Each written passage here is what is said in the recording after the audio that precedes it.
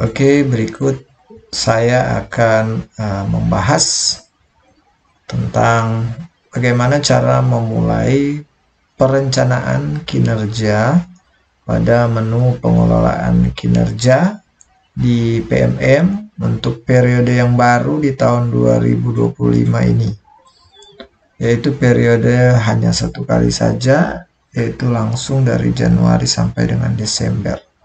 Nah, di sini jika kepala sekolah sudah memulai untuk melakukan pengelolaan kinerja di tahun 2025, jadi guru-guru nanti akan bisa memulai perencanaan kinerja dilihat dari tombol mulai yang sudah ada di sini ya, di menu guru sebagai pegawai.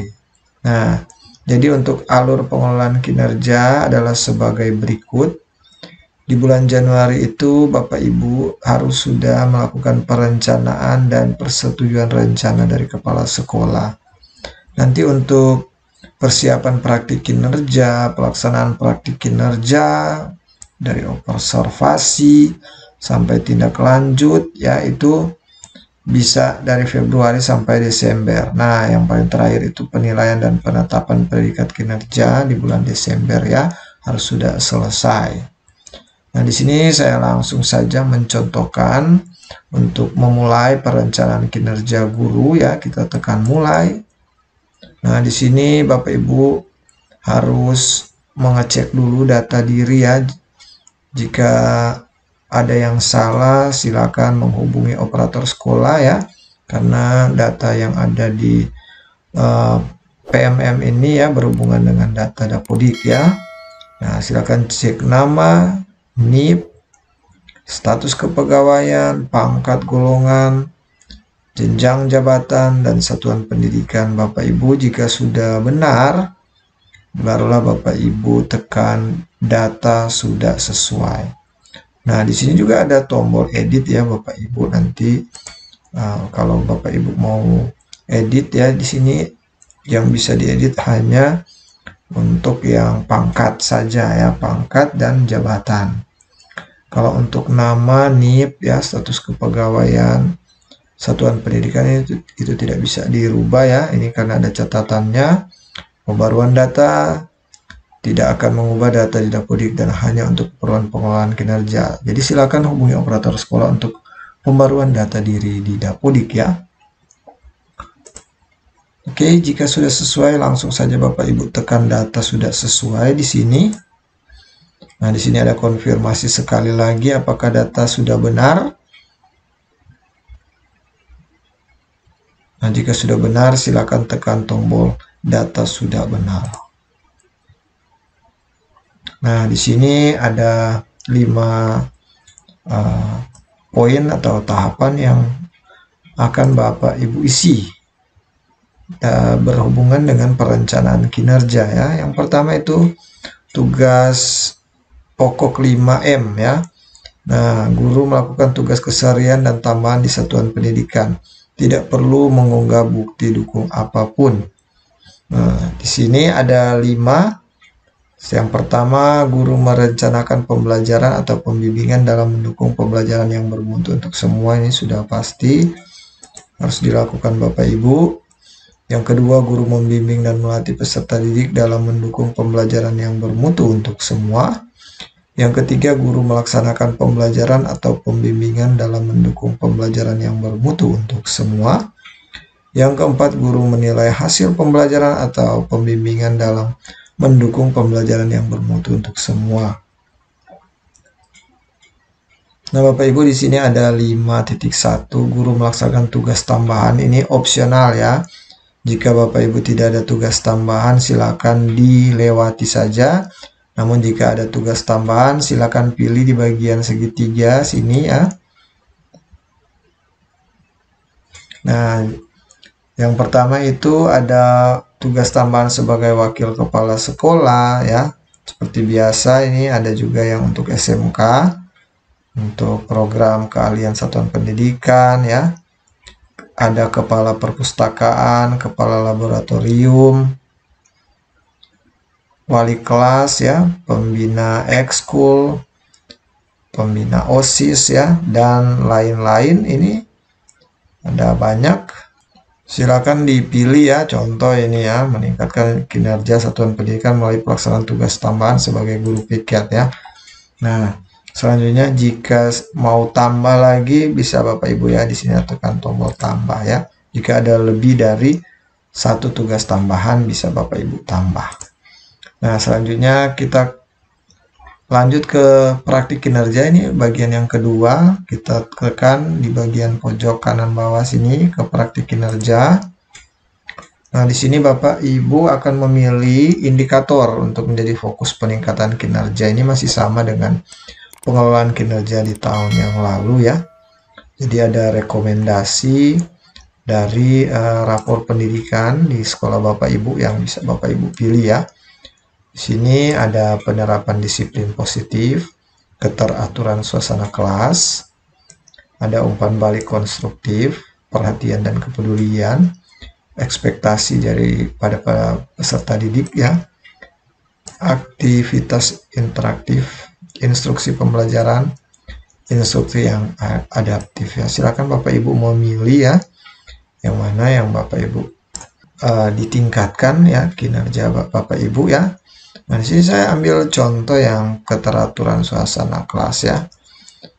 Nah, oke, selanjutnya kita tekan lagi di bagian pojok kanan bawah sini ya, ke pengembangan kompetensi ya.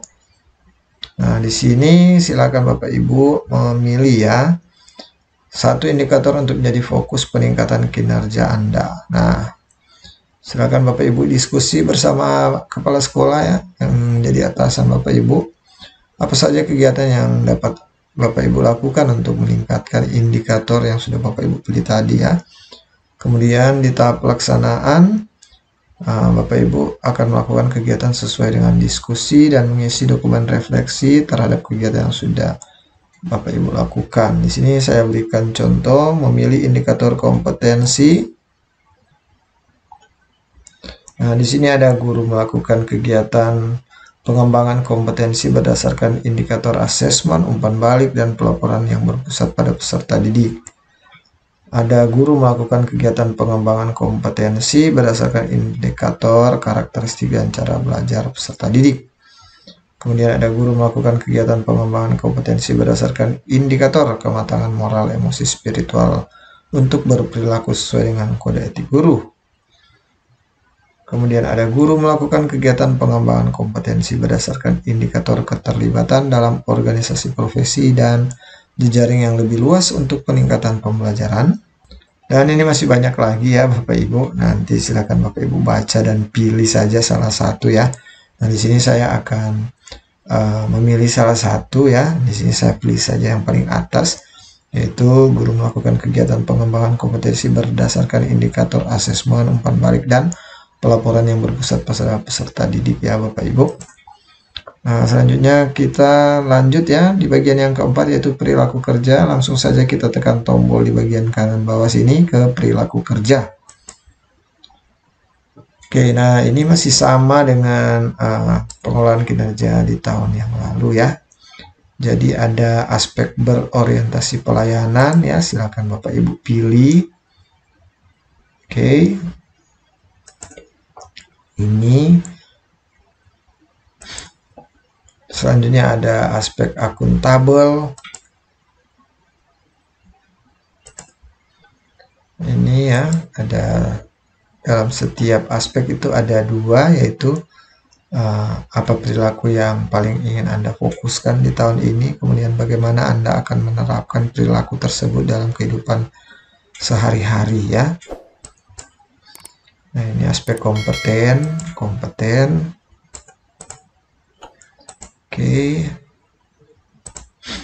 Ada aspek harmonis ya. Di sini silakan pilih, disesuaikan dengan pilihan Bapak Ibu saja ya.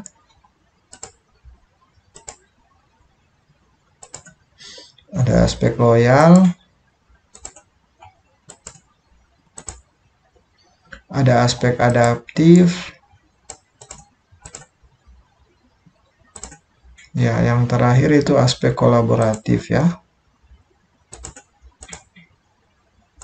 Ya, kalau sudah Bapak Ibu lanjut ke rangkuman ya, ini rangkuman ini yang terakhir ya Bapak Ibu. Langsung tekan ke rangkuman di bagian kanan bawah sini lagi. Nah, di sini Bapak Ibu bisa melihat rangkuman ya untuk perencanaan kinerja yang sudah Bapak Ibu isi, mulai dari pelaksanaan tugas pokok 5M ya, ini. Kemudian praktik kinerja, kemudian pengembangan kompetensi, dan yang terakhir yaitu perilaku kerja dari aspek indikator dan perwujudan. Ya, kalau Bapak Ibu sudah fix ya, sudah tidak akan merubah lagi, karena di sini ada tekan tombol ubah jika Bapak Ibu masih bisa merubah ya untuk perencanaan kinerjanya. Tapi jika Bapak Ibu sudah tidak ada perubahan lagi ya, silakan tekan lanjut ajukan di bagian kanan bawah sini lagi ya. Oke, di sini ada notifikasi kembali apakah